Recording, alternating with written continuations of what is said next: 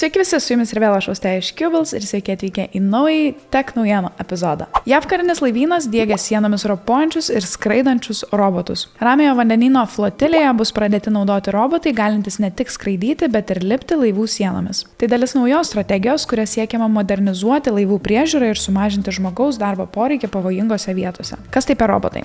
Projektą įgyvendina JAV bendrovė Gecko Robotics, kuri pasirašė maždaug $71 milijono vertės kontraktą. Jų robotai gali lipti laivų korpusais, net vertikaliais paviršiais, judėti siaurose vietose, pavyzdžiui, balasto talpose, skraidyti ir pasiekti sunkiai prieinamas zonas ir rinkti duomenis apie laivo būklę. Visa surinkta informacija perdodama į AI sistemą Cantilever, kuria analizuoja struktūrinius pažeidimus ir padeda planuoti remontą. Iki šiol laivų tikrinimas dažnai buvo pakankamai pavojingas, kadangi darbas vyksta aukštyje ar uždarose erdvėse, lėtas ir brangus. Robotai šį procesą gali pagreitinti net iki 50 kartų ir padaryti jį daug tikslesnį. Vienu atveju roboto analizė padėjo išvengti daugiau nei 3 mėnesių remonto vėlavimo. Pagal kontraktą robotai bus diegiami bent 18 JAV karinių laivų, įskaitant naikintuvus, amfibinius karo laivus ir pakrančių krovinius laivus. Tai yra 5 metų programa, kuri gali būti dar labiau plečiama ateityje. Šis projektas rodo didesnę tendenciją – robotikos ir dirbtinio intelekto integraciją į kariuomenę. JAV jau kurį laiką eksperimentuoja su autonominėmis sistemomis jūroje, ore ir sausumoje, siekdama sumažinti riziką kariams, padidinti efektyvumą ir greičiau priimti sprendimus remiantis duomenimis. Jei projektas pasiteisins, ateityje tokie robotai gali tapti standartu ne tik kariuomenėje, bet ir civilinėje pramonėje, pavyzdžiui, energetikoje ar laivybos sektoriuje.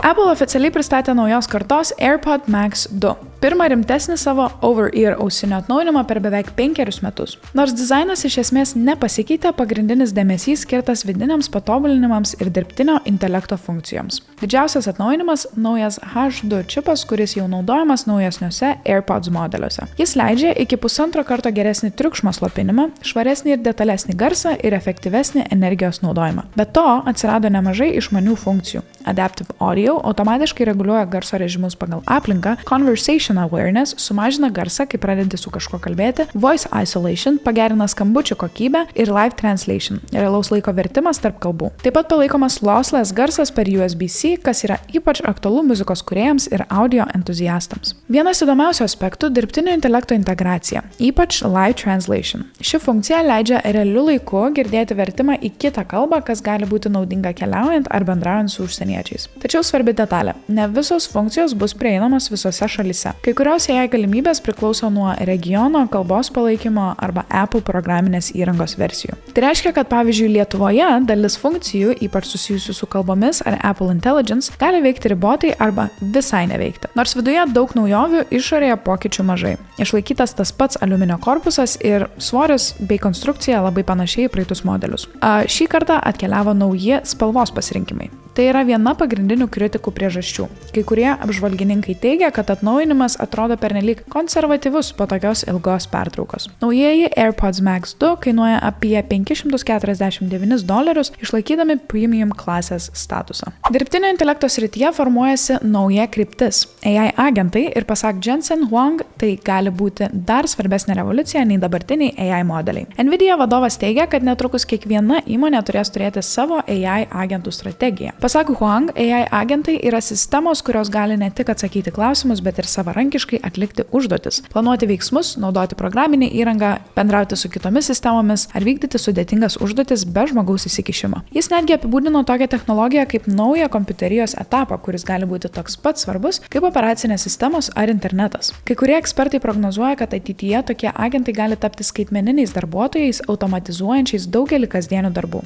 AI agentų populiarumą iš dalies paskatino tokios platformos kaip OpenClaw, atviro kodo sistema leidžianti kurti autonominius asistentus, kurie gali realiai atlikti veiksmus, pavyzdžiui, tvarkyti failus ar vykdyti komandas. Ši technologija sparčiai išpopuliarėjo būtent šiais metais, nes ji leidžia AI pereiti nuo kalbančių chatbotų prie realiai veikiančių sistemų. Tačiau čia atsiranda didžiausias iššūkis. AI agentai dažnai turi prieigą prie jūsų failo sistemos, pašto, verslo duomenų ar kitų programų. Tai reiškia, kad blogai sukonfigūruoti agentai gali nutekinti jautrią informaciją ir vykdyti kenksmingas komandas ar netgi būti išnaudoti kibernetinėms atakoms. Tyrimai rodo, kad tokios sistemos gali būti ypač pažeidžiamos prompt injection ar kitoms atakoms. Būtent todėl Nvidia pristato savo sprendimą – saugesnę platformos versiją, dažnai vadinama NemoClaw, kuri yra sukurta būtent verslui. Ši sistema riboja agentų prieigą prie jautrių duomenų ir naudoja guardrails arba apsaugos mechanizmus. Ji veikia izoliuotoje aplinkoje ir leidžia kontroliuoti, ką agentas gali daryti. Tikslas – padaryti AI agentus pakankamai saugius realiam verslo naudojimui. AI agentai gali būti kita didelė technologijų banga, nes jie automatizuoja ne tik tekstą, bet ir veiksmus, gali pakeisti dalį darbuotojų, padidina produktyvumą ir leidžia kurti visiškai naujus produktus. Tačiau kartu jie kelia ir rimtų klausimų.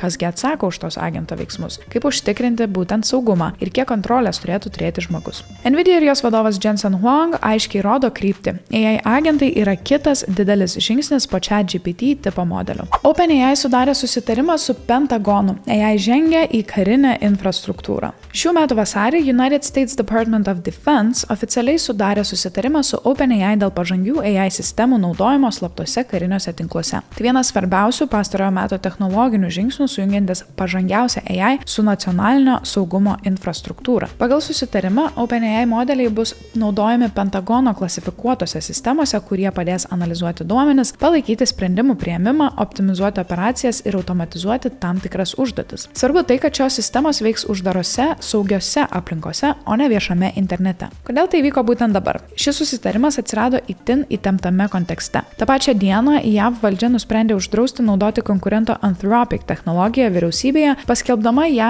tiekimo grandinės riziką. Pagrindinė konflikto priežastis – nesutarimai dėl AI naudojimo. Anthropic nenorėjo leisti savo AI naudoti masiniai stebėsinai ar autonominiams ginklams. Pentagonas siekė platesnių naudojimo galimybių, tad po šio konflikto OpenAI tapo pagrindiniu partneriu. OpenAI teigia, kad susitarime yra įtrauktos tam tikros raudonos linijos. AI nebus naudojamas masiniai JAV piliečių stebėsinai, AI negalės savarankiškai valdyti autonominių ginklų be žmogaus sprendimo, tačiau kritikai pažymi, kad dalis apribojimų nėra teisiškai griežtai apibrėžti ir susitarimo detalės nėra pilnai viešos, taigi išlieka rizika dėl realaus naudojimo interpretacijų. Šis susitarimas nėra pavienis atvejis. JAV kariuomenė jau kurį laiką naudoja AI. Pavyzdžiui, Project Maven, kuris analizuoja vaizdus ir padeda identifikuoti taikinius. Naujausias jų žingsnis rodo, kad AI tampa kritinė karinės infrastruktūros dalimi ir technologijų kompanijos tampa svarbiais gynybos partneriais. Konkurencija tarp AI įmonių persikelia ir į geopolitinį lygmenį. Tačiau kartu ir šis susitarimas kelia platesnius klausimus, kiek AI turėtų būti naudojamas kariniuose sprendimuose. Ar technologijų kompanijos turėtų nustatyti ribas vyriausybėms? Kaip užtikrinti, kad AI nebūtų naudojamas pavojingai? Nors tai gali pagerinti efektyvumą ir sprendimų greitį bei sustiprinti nacionalinį saugumą, kartu atsiranda ir rimtų rizikų, nuo etikos iki kontrolės klausimų. Nvidia oficialiai pristatė naują savo grafikos technologijos versiją – DLSS 5, kuri žymi vieną didžiausių šuolių žaidimų vizualikos srityje per pastarąjį dešimtmetį. Bendrovė teigia, kad tai yra didžiausias proveržis nuo realaus laiko ray tracing atsiradimo. Tai kas tas DLSS 5?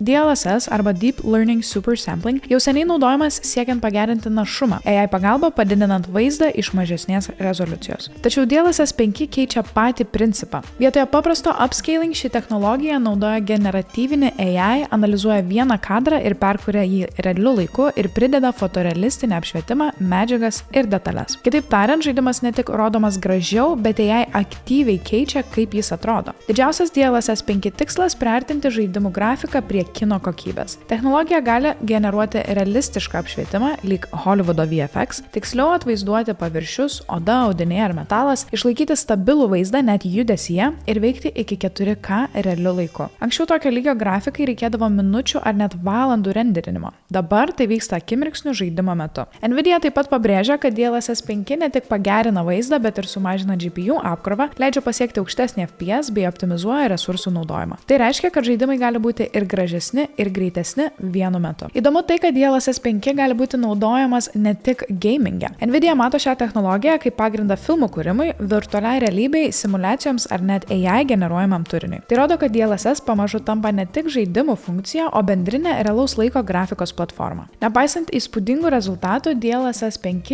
jau sulaukė kritikos. Kai kurie ekspertai teigia, kad AI gali pakeisti originalų žaidimo stilių ir veikėjai ar aplinka gali atrodyti ne taip, kaip kūrėjai norėjo, bei rezultatas kartais primena perdirbtą ar dirbtinį vaizdą. Tai kelia klausimą, ar ateityje žaidimus kurs kūrėjai ar AI-us. DLSS 5 planuojama išleisti jau šių metų rudenį, o palaikymas numatytas didžiųjų studijų žaidimuose tokiuose kaip Ubisoft, Bethesda, Capcom, Warner Bros. Games ir kiti. Tikėtina, kad technologija bus glaudžiai susieta su RTX 50 serijos vaizdo plokštėmis. DLSS 5 išties žymi naują etapą. AI ne tik gerina grafiką, jis ją realiai kuria. Fotorealizmas tampa realaus laiko standartu ir žaidimai gali būti gražesni bei greitesni. Tačiau žinoma, kyla klausimų dėl kūrybinės kontrolės. Tai tiek tų žinių šios dienos Tech naujienų epizode. Labai ačiū, kad mane žiūrėjot. Kitą savaitę galimai liksite be Tech naujienų. Pažiūrėsim, ką sugalvosim, ką suveiksim, bet aš slidinėsiu Italijoje. Tai neskambinkit išlėkus ir ačiū dar kartą, viso gero.